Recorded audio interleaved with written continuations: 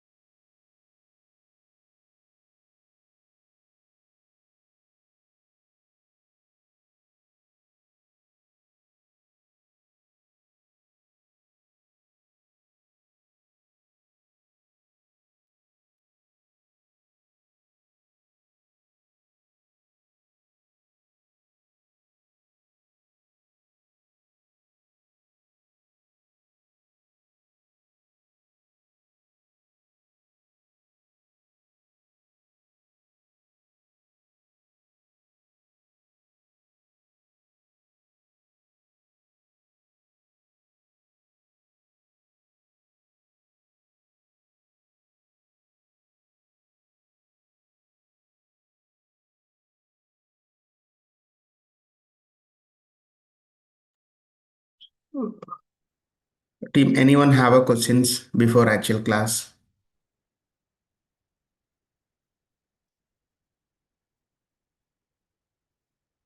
Prince, Prem, Neelendra.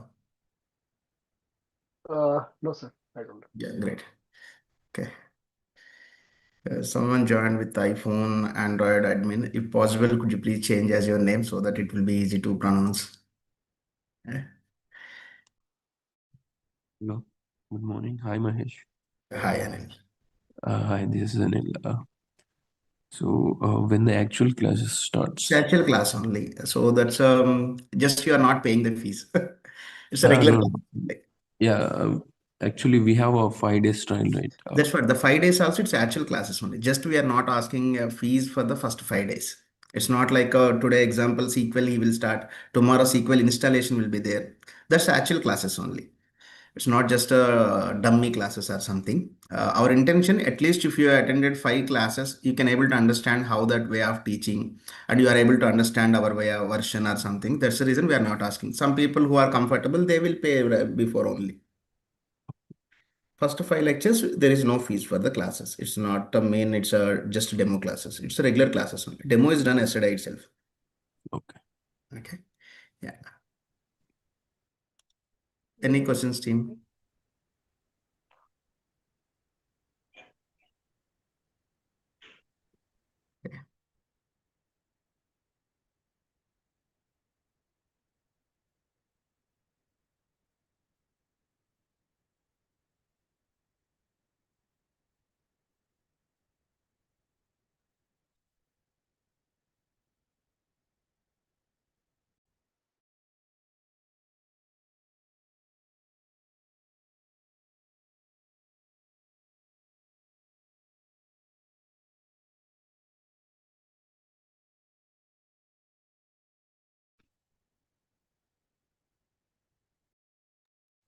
Morning, everyone. Okay, let's wait for a few minutes. We'll get started slowly.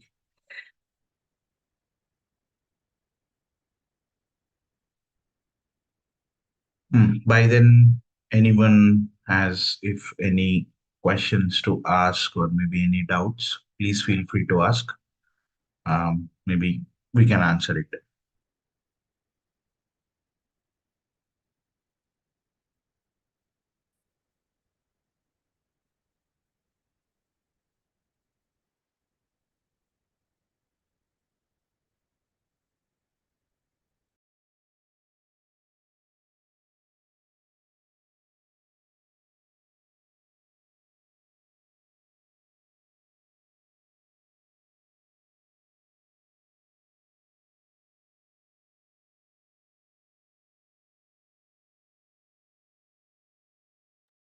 Okay.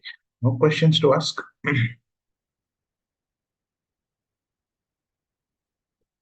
Just give me a moment. I'll try to share my screen.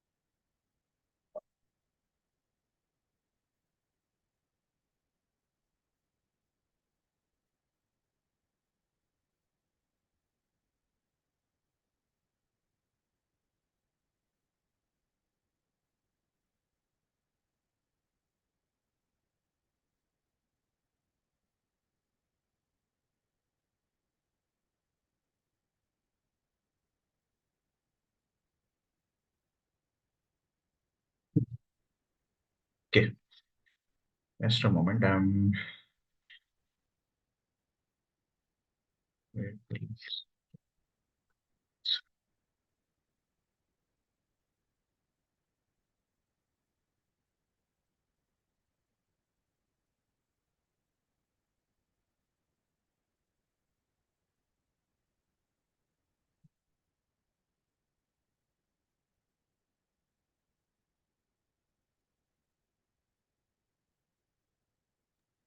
Sorry to interrupt. Yep. Mahesh, can you give me a brief about this login process into the case data vision? Just a moment. So how to log in, right? How to check the daily sessions? See, there are two ways. Maybe just to get started with, let me open the notepad as well.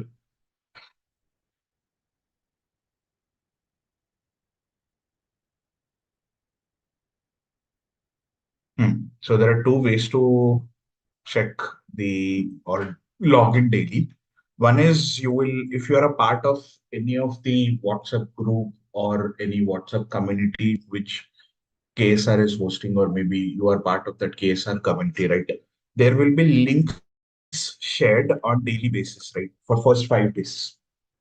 So either you can join by that links on WhatsApp groups or communities, right? WhatsApp community. This is one option. I mean, if you see in for today's session also, there is a link shared day two, right? It is clearly mentioned that it is day two. Now, this is one option. The second option is how to log into the KSR website, right? So you just mention KSR Data Vision uh, in the Google, right? Now I'll let you know how to log in that process also. Um, just go to KSR Data Vision. If you just mention KSR Data Vision in the browser itself, it would give us options, right? The very first option, you just have to click on it. Now, if you don't have any account with us, right? If you are trying to log into Amazon, if you're trying to log into Flipkart, you need to have an account, right? If you want to purchase something. Here also, if you want to log in, right, you have a login option towards rightmost corner in the primary website, the main website, right? You just have to click on login. Now, on this login, you have both options. One is sign up. I mean, There is directly sign in if you already have an account with us, or else you have an option called as sign up or create a new account. Right? If you just click on this create a new account, it would ask you certain basic details, like what is your email ID? It could be your personal email ID as well, right? So you mention your personal email ID and OTP would be sent. Along with that, there will be some additional details which it will ask, like your full name, some mobile number, contact number, right? It would ask you. Once that is done, whatever username and password you have mentioned for the login, you can use that same credentials and you can log in with your Gmail or Yahoo or whichever email, personal email you have, with the password which you have mentioned while registration, right? Once you have to click on sign in, once you mention the credentials, right? So it would open the dashboard. Now here it would take some seconds. At some point of time, it would take few seconds as well, right? Now, once you log into this particular website, here you just need to go to courses. In the courses, you need to go to free sessions. In the free sessions, the very first option, the very first pop-up which you're getting, the green color somewhere, it's a olive color. You just have to click on it. Now, for me, it is already enrolled. You just have to click on enroll now. Once you enroll now, you will get an option called as access course, right? You just have to click on access course.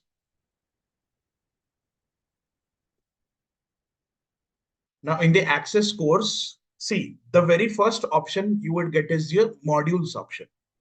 So modules option means these are all pre-recorded previous batches sessions, right? More kind of YouTube links are shared here, along with some other details.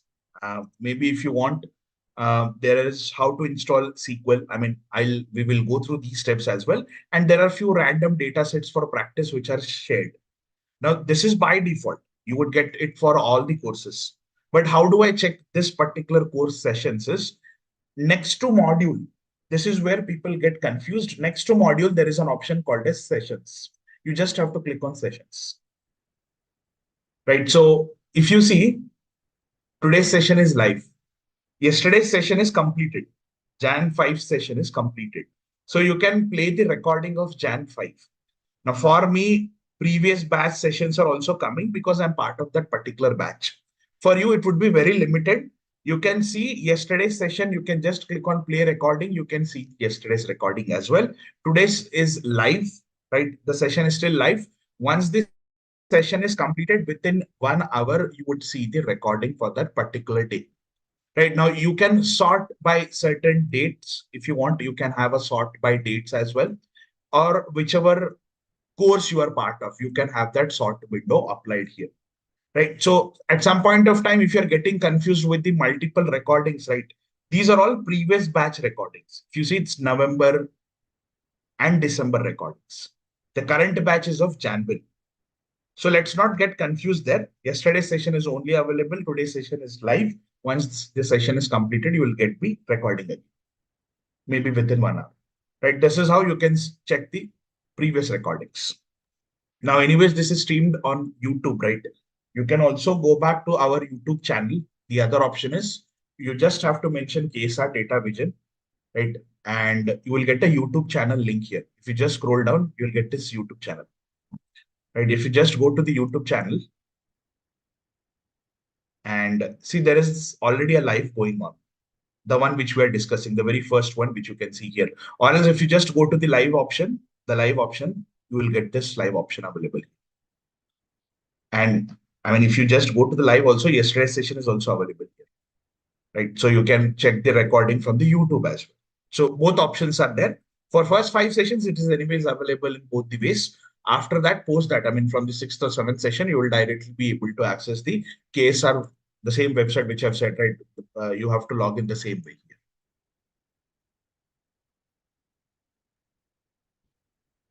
here. Okay. Any other questions on this?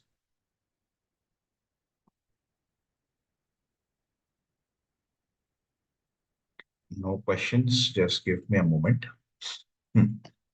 Now, in today's session, we would be starting with SQL, right? Now, maybe prior directly jumping to it.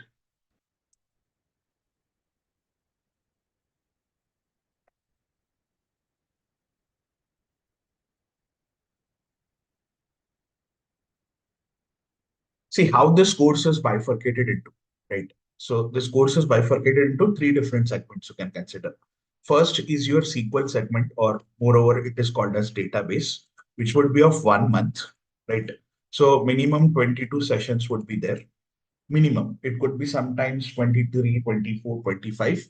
We have seen a trend of 22 to 25 sessions, depending on, I mean, if I try to have a 1 day gap in between, or maybe we have 26th January as a holiday, right? So there are some holidays also. In that case, if at all there is a gap, it would be 24, 25, or 23 sessions. But moreover, 22 minimum sessions we would be covering. Now, what would be covered in SQL if you just wanted to understand, right?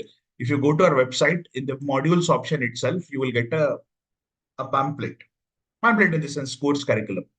It's a PDF, a course curriculum is there. You can just go through that course curriculum. Everything is clearly mentioned what we would be covering with respect to SQL, Power BI, and the cloud concepts, right? So we have clearly mentioned that. You can go through this, you can get an idea. I'm just seeing, usually there is an option to download as well. Yeah, at the bottom, you have an option to download as well. I mean, if it is very confusing here to check all this PDF, right? You can just click on download, it would download for you in your local system. Now, as I said, it would be, first half would be SQL, which is of 1 month. The second half would be Power BI. Now, Power BI means complete reporting, end-to-end Power BI, which would be of 2 months, right? And minimum 35 sessions, minimum. So it could be sometimes between 35 to 40. We have seen that trend, it goes to somewhere around 37, 38, 39, or even 40 at some point of time. And the last segment would be Azure. Now, moreover, Azure, I'll keep it to cloud, right? So cloud would be again same, 1 month. So it would be 22 sessions. That's how this course is designed. So complete 4 months, and timings would be whatever timings we are following now, right? So 8 to 9:30 a.m. morning. So this is our timings, Monday to Friday. So if any questions with respect to this course, any questions with respect to, at what time I have to attend, on what days there would be sessions, I've clearly mentioned. Now, as I've said, we would be starting with SQL in the first leg. So in that case, let's first understand what is SQL, right? What is SQL? What is a database, and why do we need a database? Now, yesterday, if I've just opened the diagrammatic, that representation, how a Power BI developer works, right? How a BI developer works in any particular company. Let me open that as well.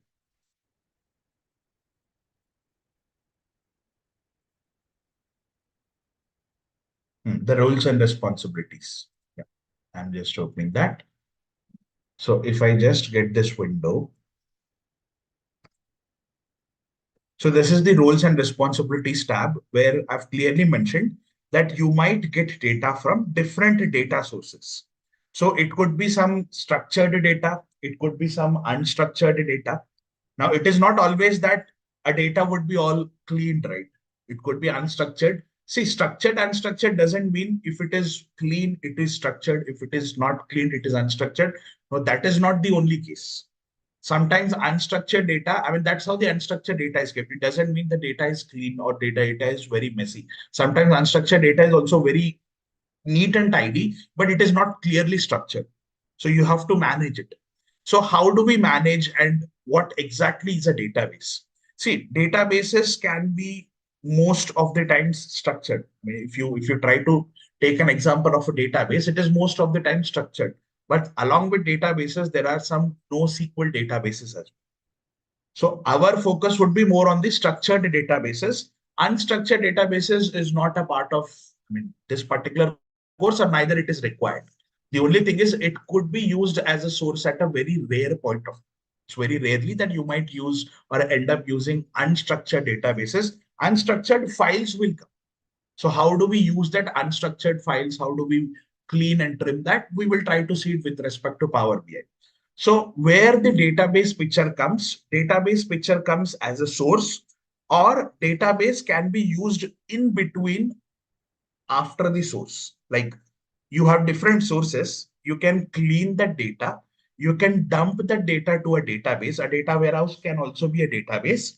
And then you can dump that information to the Power BI report to create the visuals. So database can come at two levels.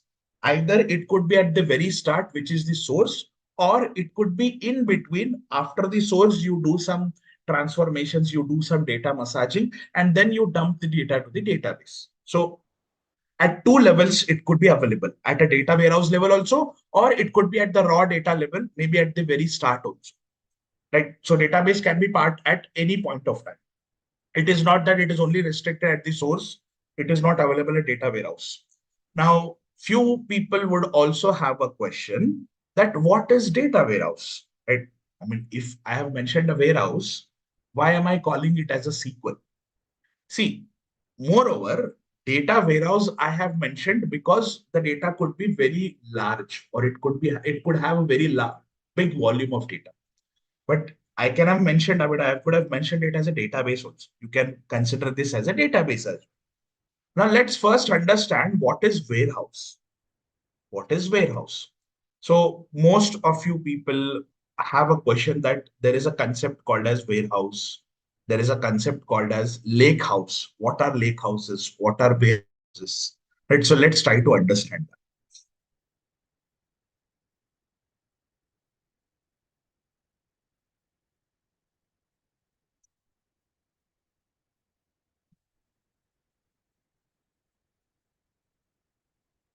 Okay.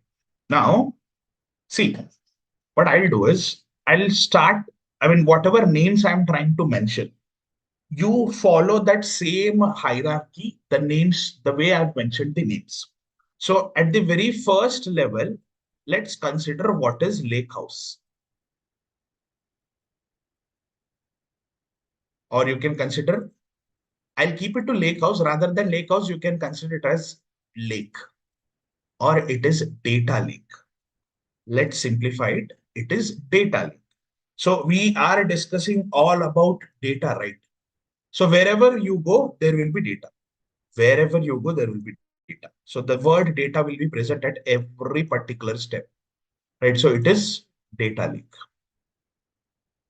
Now, there is data warehouse.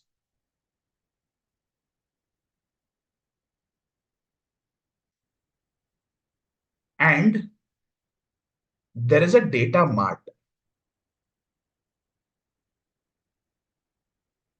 And at the last, let's consider it as database. Now, what's the primary difference between all these four components, right? What's the primary difference between all these four components? So it's very easy.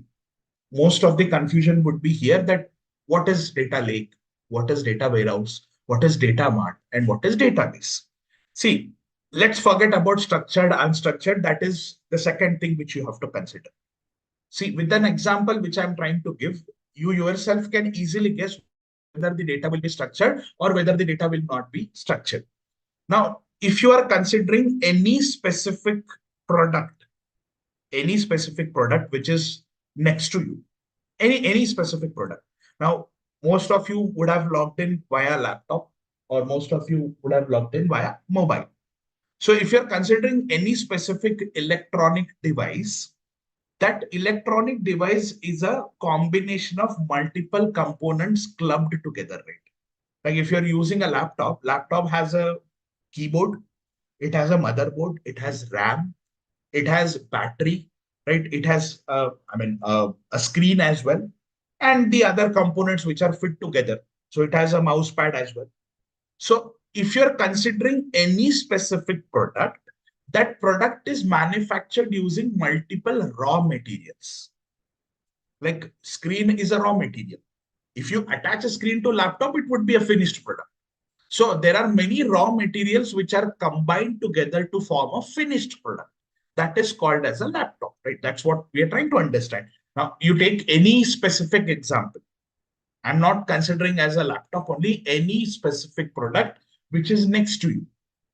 So if you're considering a food item can be combination of multiple raw materials clubbed together, right? Multiple raw materials are mixed together, and that final finished food product would be available to consume. So any product which is combined, right? That product is not in a final stage, right? It is all combined. The raw materials are all combined together. So the area where all the raw materials are kept, like raw materials in the sense what? It could be anything. There would be screws, there would be nuts and bolts. There are many components which are used for a laptop. Right?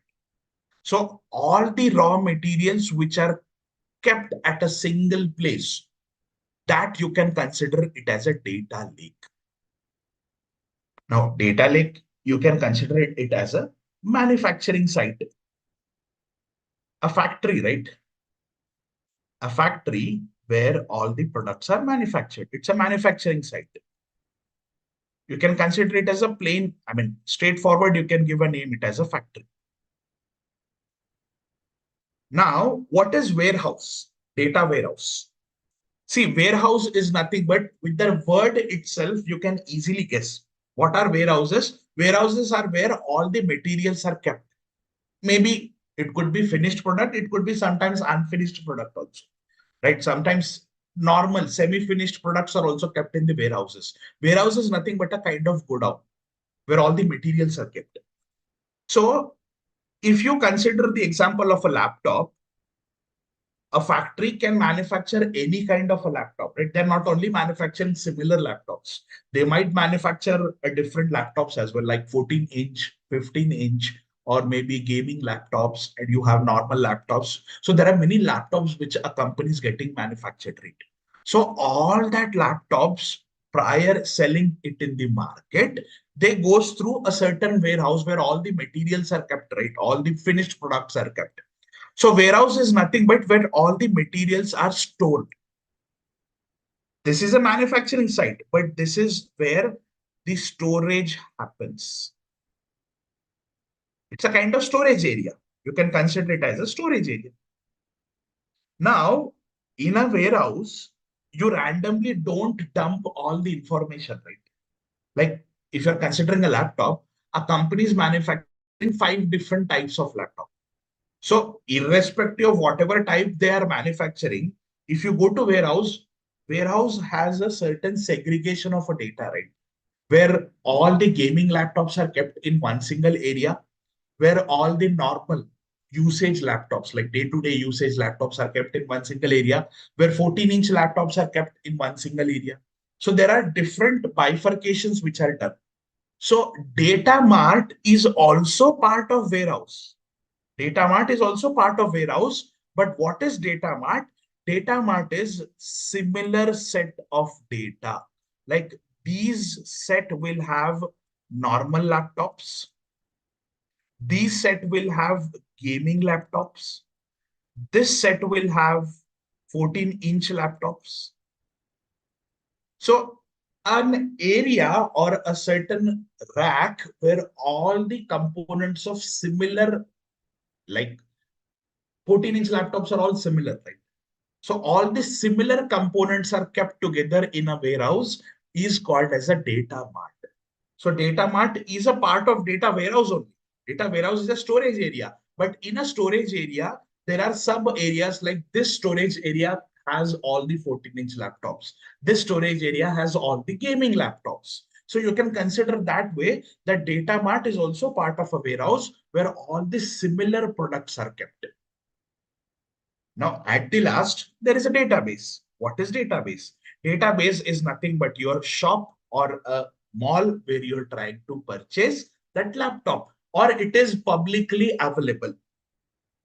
The laptops are publicly available in a retail shop or a wholesale shop. Somewhere they're trying to sell that laptop. That is called as a database. Now, if you consider this example, let's forget about structured and unstructured. You don't think much about it. The question is, if you are considering a data lake, that means a manufacturing site or a factory where all the raw materials are kept, do you think the product will be in a structured manner or an unstructured manner? It's unstructured. It is unstructured, right? Because everything is in the raw manner. So it is purely unstructured. If you're considering a data lake, it is purely unstructured. Now let's consider a data warehouse. Now data mart is also part of data warehouse only. So let's consider data warehouse or data mart. What would be the structure? Whether it would be unstructured or whether it would be structured. Data warehouse will be structured and unstructured both, and data mart will be, we can call as a structure. Okay, fair. So see, structured information can be present in any of these components. It could be data lake, it could be warehouse, it could be data mart, or it could be database. I'm talking about structured. But if it is unstructured, in data warehouse, you can call it as unstructured, or sometimes it is semi-structured. That means something is clubbed, but it is not fully finished product. Sometimes you can call it as a semi-structured also, right? It is not purely unstructured. You can call it a semi-structured. Now, data mart is also part of data warehouse, right? But data mart has all these similar products kept together. So data mart will also follow that same approach. It could be mostly structured, but at some point of time, it could be semi-structured also. It could be semi-structured as well, or mostly it is structured. Mostly it is structured information. And if you consider a database, it's a finished product. Everything is clean, everything is kept in particular, correct way or correct information, right? So most of the times, or you can blindly say 100% of the time, database is structured. It is purely structured. Whereas data lake, you can blindly say that it is 70-80% of the time it is unstructured. It's a very rare chance that, okay, you might get structured data, but even if you get a structured data and if you dump some structured data to some unstructured way or storage area, it will be unstructured. You have to search, you have to find for it, and you have to look out for it. Where is it? So if you're considering this example, data lake is the highest. I mean, a manufacturing site or a factory has the largest storage, right? It has the biggest storage. So data lake is way more bigger than any of these components. Data Sir, lake is at the highest level. Yep. Can we call lakehouse as production site? Could be anything, right? Manufacturing site, production site, anything.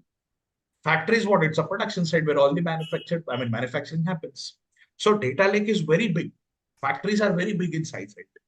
Now, if you consider a data warehouse is not as big as data lake, but it is bigger than a database. Right? Data warehouse, it is bigger than a database. Usually warehouses or godowns are bigger than a normal shop, but that are not as big as a manufacturing site or a production site. And data mart is also part of warehouse, right? Where all the similar set of data is kept. So data warehouse is in between and database is the least. So if you're considering with respect to technical terms, right? Now, how a storage would occupy the space, if you're considering with respect to technical terms, a data lake can be of 1 TB. A data warehouse can be of 100 GB, 200 GB, or even 400 GB sometimes. And a database can be of 10 GB or a 40 GB. 40 GB is also very rare, but you can consider that as an example. With technical terms, if you're considering a data lake could be of 1 terabyte, it is not that it is blindly terabytes only. Data lake can be of 100 GB also at some point of time. But I'm taking an example, a normal example, easy to understand. The data lake can be of 1 terabyte information, whereas data warehouses can be of 100 GB, 200 GB, 400 GB, and databases would be anywhere between 2 digits, like 10 GB, 20 GB, 30 GB. That's how the databases are designed. So this is the primary difference between lake, data warehouse, data mart. Now data mart is what? It's a part of data warehouse, right? So you can consider data mart as maybe small chunks like 50 GB areas or 50 GB storages, which are clubbed together, 850 GB storages, which are part of 400 GB, which is itself is a data warehouse, right? And at the database level, it is 10 to 40 GB information. So these are not blind information. I'm just trying to take an example. Right? A database sometimes can be of 1 GB, 2 GB also. but it is very small in size. But whereas a data lake, it's a very big in size. Now, what So, are these? Yeah, go ahead. whatever is the data mart is there in a database, we are creating the index. We are creating data mart or what? Is this right? Maybe I just missed your question, but what I've understood is Eh, whatever I'm trying to create a finished product, it could be a data mart, or that's what you're trying to say, right? Yeah, we are creating index now in the database. Yes. Okay. See, indexes are only available in database. Indexes cannot be created in a warehouse or a lake. It is not possible to create in these two storages. It is only possible in database. Okay. Any other questions?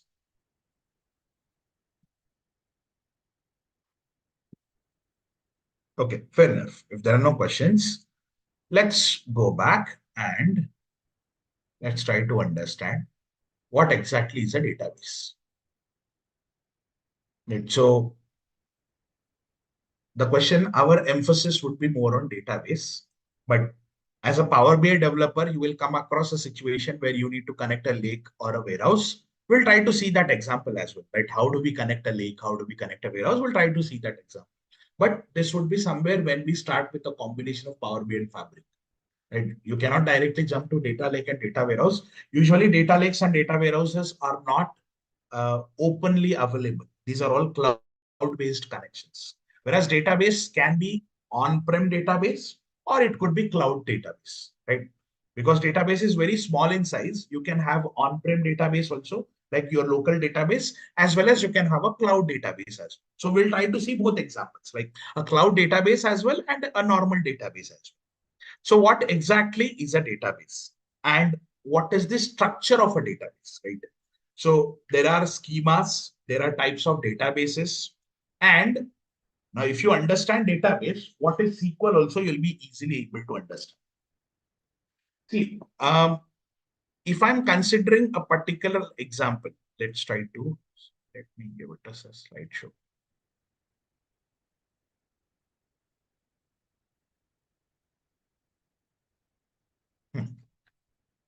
Now, see, in a database, how the information is kept.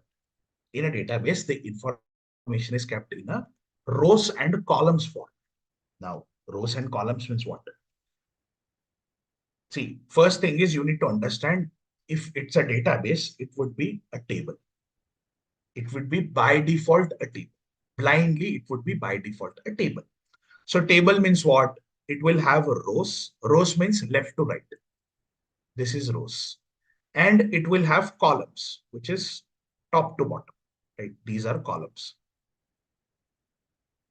So column 1, column 2, column 3, row 1, row 2, row 3, and row 4. So this is the standard storage option available in any database. Any database, if you consider, this is the standard storage option. So how do you store any information in a database? It is stored in the standard storage option, which is called as a table. Table has rows and columns. We'll try to understand that. So if you're considering any example, it will always have that information kept in the table format if it's a database. You have to blindly follow this. Now the question is, if it's a database, I mean, what exactly is a database, right? First, what exactly is a database? I understand that, okay, database is a storage format, but what exactly is a database? Now, if you visit any particular shop, I mean, a mall, the information are kept in the Right. particular racks, right? Or, yeah, go ahead. What I understand is to segregate the data in order to storage in a table. Okay.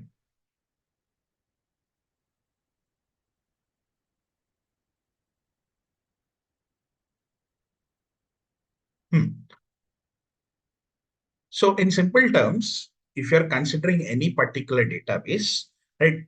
Database is what the information is kept in the segregated manner where it is easy to understand and easy to grasp also. right? If you're trying to fetch some information from a database, and database will have a tables. So if you're trying to fetch any particular information, the information is purely structured. That's why the databases are structured, right? The information is always kept in a table format. That is the reason databases are always structured. Now, it's a very, straightforward or simple example. But if you're considering with respect to a table format, see, if you visit a particular mall or a shopping area and you try to purchase some product. So whenever you try to purchase a set of products, you try to bill them, right? Now, after billing, the information is kept in this particular format that you have purchased 9 products, total quantity, how many quantities you have purchased about each product, what is the MRP, what discount they have given, a specific barcode information is there, and what's the total price. So the complete, if you take this example, the complete bill is in the structured format. Why is it structured? Because the information is kept in rows and columns and it looks like a table, right? It looks like a table. So whenever the information is in the table format, it is very easy to understand. So that is the reason, if the information is always in the table format, you can easily grasp it. You can easily understand it. And if you're trying to search any information also, you can easily check, right? I mean, with our normal eyes also, you can easily read that information. So it is always recommended to have structured information in any particular database. Accepted. But I mean, a database can be of different formats, right? A database can be of different formats. So different formats means what? See, it's very easy. If you consider this example, now this example is what? The very first language, it is very difficult to understand. Now I have this table. This table, if I want to read something, I can easily read it because the language is English language. Now, if I consider this particular page, the first set is a Japanese language. The only thing which I can understand is the SQL. I can only read this. But if you consider the below 2 languages, English is understandable. Hindi is also understandable, most of them. Why is it understandable? Because the language is, I mean, we know these languages, right? So whenever you want to search anything from a database information can be kept in English, but you cannot type in English, right? You cannot type in English. There is a language. I mean, typing can be done in English, but there is a language which database understands, right? If you want to search some information from a particular database also has its own language. That language is called as SQL. SQL is not a database. SQL is a language to communicate with the database, right? We try to get confused that SQL is a database. I mean, usually that's how the people call it. But SQL is a programming language to communicate with any particular database. So it's a programming language, right? If you consider this example, the language which is easily readable, we'll try to prefer that. Similarly, database understands SQL as a language to communicate with a normal human being and the database which you are trying to interact with. So SQL is a communication language, but not with person to person, but with a database and a normal person who is trying to read that information from a database. Right, so this is database. I mean, what is database? We have seen a database has all the information kept in the table format, like rows and columns. And how do you communicate with the database? We communicate with the help of a language called as SQL. Now, SQL, there is a certain history to it. See, why do we need structured information? I've just kept these slides. Now, we have also seen what is a database. Like database has information kept in rows and columns. We'll try to see. This is how the rows and columns looks like. The original table. This is how the original table looks like. Like you have a table, you have a record, and you have a field. Field is column, record is row. So rows and columns. Now, Not always it is called as a row, not always it is called as a column. In technical terms, row is called as a record, and in technical terms, column is called as a field or attribute. In technical terms, I'm talking about technical terms. So you have to get used to these terms. I may be calling it rows and columns at most of the times, just to make sure that it is easy to understand, but that are technically called as records and fields. So there is a background history to database. Like if you have 10 records, 10 records are what? Rows, and 5 columns are what? Fields, right? So rows, columns, records, fields.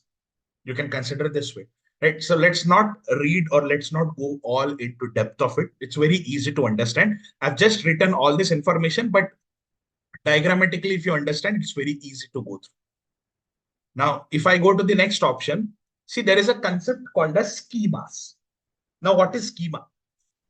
What is schema? See, what exactly is a database? Database is where you create some information, right? It's a table, you will dump some information. So how do you create that database first?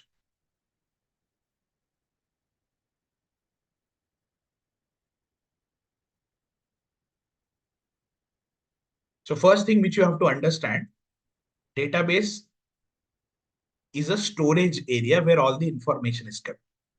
Right? So database is one of the storage area where all the information is kept. So database has tables, right? Multiple tables. It can have 1 table, it can have 10 tables, it can have 100 tables also. These are all tables like table 1, table 2, table 3, table 4. And how the table is kept? Table is kept in the rows and columns, right? You have rows and columns. These are columns and these are rows. That's how the information is kept.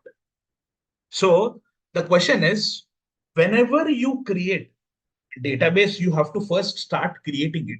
You cannot directly have, okay, this is database, you create something here. No, right? You yourself have to first create the storage area.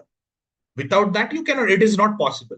So whenever you create any database, how that database is behaving, what is the structure, right? If you're trying to create, if you're trying to build something, you will first have a structure of that, right?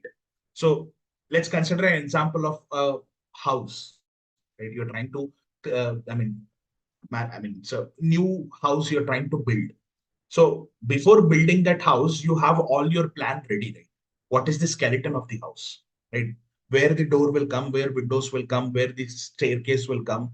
How big the house would be, the total built up area, where the open area will come. All that you will first decide, right? The skeleton of it. Similarly, whenever you are trying to create any particular database, you first have to decide the skeleton. That skeleton is called as schema. Skeleton is called as schema. You have to first decide what will be the schema of a database. So technical terms are different, but it's basically a skeleton. What is behind the database? Where do you create? What should that database have?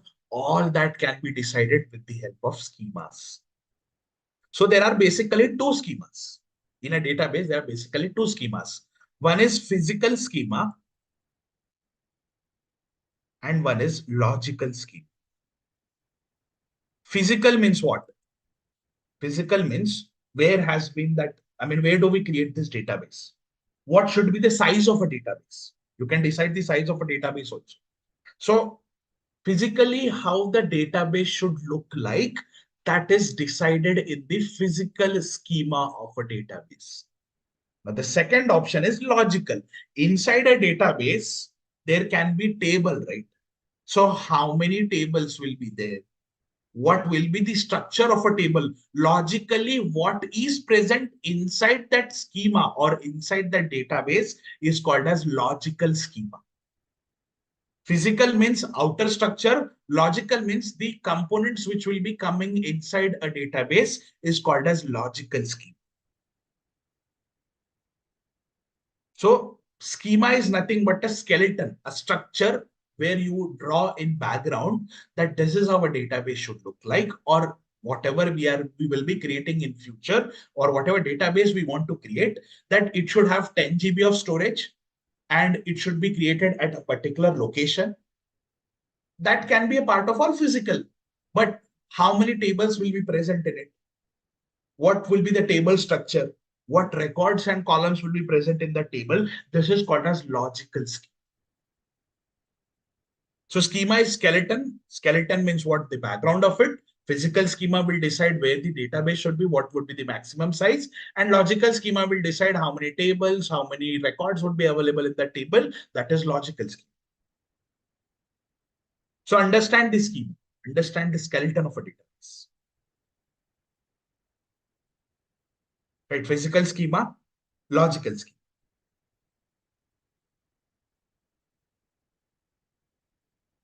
Now, as I've said, SQL.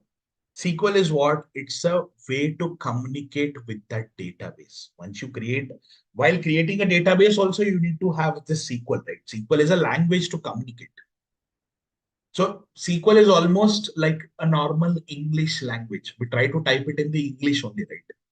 The keyboard is also in the English format, right?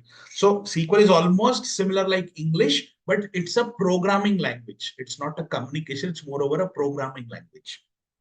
We are not communicating with any other person. Rather, we are communicating with a system or a database or a component which is coming from a cloud or a particular storage area in our laptops or desktops, right? So SQL is a programming language, not a normal communication language, but it looks like a communication language, a normal communication language. Now you will have a question that, is it SQL the only language to communicate with the database? No, there are many other languages as well. If you consider all the languages, see, Python is there, R is there, Hadoop is there, Spark is there. There are many other languages. But out of all these languages, SQL is most widely used language to communicate with any particular database. Now, why only SQL? There are certain benefits, right? SQL is faster. SQL is easier. Python is also easy, right? If you're comparing Python with any other language like Java, .NET, Python is way more easier. But from the database point of view, Python is also lesser than if you compare it with respect to SQL. SQL is way more ahead than any other programming language specifically to database. I'm talking about database. We're not talking about general functionality. So SQL has certain advantages. And when was it introduced? SQL was introduced in 1970s, right? So the word SQL is a short form, but ideally it is SEQUEL. The full length is SEQUEL. They have removed the vowels. They have removed the vowels. EUE. EUE. They have removed, only they have kept S, Q, and L. So it was renamed to small short form called as SQL, but rather it is called as SEQUEL. Now, until now, whatever we have covered, like schemas, the first thing which we started with is a data lake, data warehouse, data mart, and database. We have understood, we have gone through what is a table, what all rows and columns are, how the information is kept, what is schema in a database. So any questions on this? And we have also seen what is SQL. SQL is nothing but a communication language. So until now, any questions?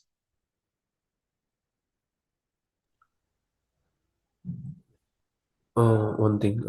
So while storing the data in the database in the format of tables, database has been completely filled with the tables, but we left with some more data. What we do on that? The question is how big the database is. If the size is available, if it can take some information, you can dump it. If it has a limited storage and if you're out of storage, you have to create one more database.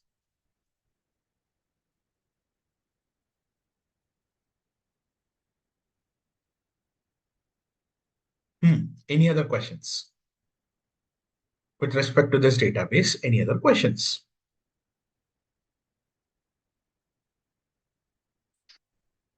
Fair enough. If there are no questions, maybe if you still have, feel free to ask after this end of the session. Maybe we'll try to go ahead. One last. So basically, we use most of the times databases, right? So in which scenarios, where we use data lakes and data warehouses? Good. As I've said, data lakes and data warehouses are not openly available. Like a database can be on-prem. See, first thing is you need to understand what is database, what is data lake. These are storage services where the information is kept. So what is on-prem and what is on cloud? There is a difference. A database is available in two formats, like on-prem. On-prem means on premises, on a local premises. Like you can install a database on your laptop or a desktop,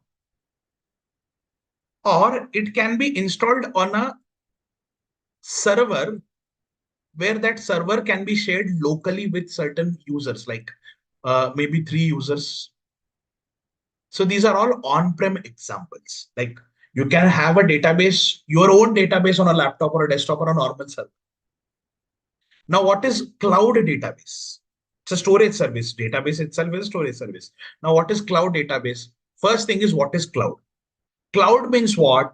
If it's your laptop or desktop, without logging in your laptop or desktop, you cannot check your database. If you have installed it in your laptop or desktop, you have to open your laptop, or you have to log in your laptop. Only then you will be able to access the on-prem database.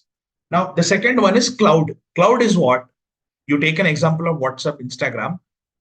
If you post anything in the WhatsApp, Instagram, does it get stored in your local system? No, right? It will be stored in the Instagram's server. Now that server is hosted where? That server is hosted in the cloud. So cloud is also storage system, but cloud is publicly available. You access it from any part of the world. Anyone can access it. It is not restricted to you only. Anyone can access it. Okay. I mean, you can have your username and password. That is a separate thing. But anyone can access the storage or information which is kept in the cloud. Whereas it is on-prem, it is not that case, right? Only you will be able to access. So databases are also of two types. One is on-prem database, one is cloud database. Now, our emphasis, we will try to see cloud database. Now, nowadays, everyone is based out of cloud. On-prem is very limited. Even if it's on-prem, they are moving from on-prem to cloud. So if we directly jump to cloud, it is very difficult to understand. So we will start with on-prem. See, databases, whatever query you write in on-prem, same query is written cloud. The only thing is storage system differs. It is local system, it is public system, or it is globally available, the cloud one. Now, the question comes if it's a warehouse. The question comes if it's a warehouse. As I've said, warehouse can be of 400 GB sometimes. And maybe I've also said data lake can be of 1 TB sometimes, or even more than that. What is the maximum size of your laptops and desktops, people who are attending? Sometimes it could be your laptop has 500 GB or maybe 1 TB.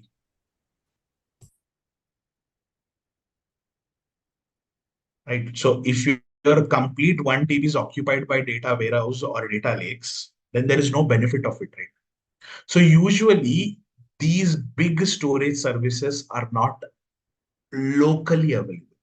These services are all based out of cloud. Most of the data warehouses, I mean, you can blindly say 100% of the time data warehouses and data lakes are all part of cloud. Because anyone can access it. At any point of time, you can access it. Like you have created 1 TB of data lake in your local system and you want to share it publicly.